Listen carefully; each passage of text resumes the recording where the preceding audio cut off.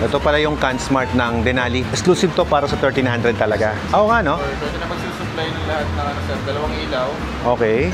isang kusina, saka isang third brake light sa likod, sir. Ah, okay. Ilaw sa likod. Para May extra ilaw pa tayo sa likod. Para to sa mga accessories. So, sa mga naglalagay ng accessories sa mga motor natin, ito dapat ang meron ka. Yan. Kung mapapansin nyo guys, naglagay tayo ng ilaw, naglagay tayo ng chigi dito, at busina. So, kapag ka marami ka ng accessories na nilalagay sa mga motor natin, dapat meron ka na nito. Meron din pala itong connection sa likod. Meron na bibiling ilaw para dito. Yan. Yan. Connect na yung chigi, mami. Yan. Umaandar na siya ngayon. So, itong mga connections niya, ayun.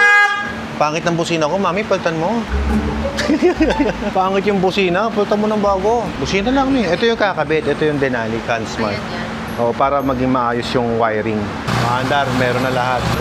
Oh. Tinapoy! Parang nagtitindi ng tinapay sa morning, sir eh. Pandesal? Pandesal!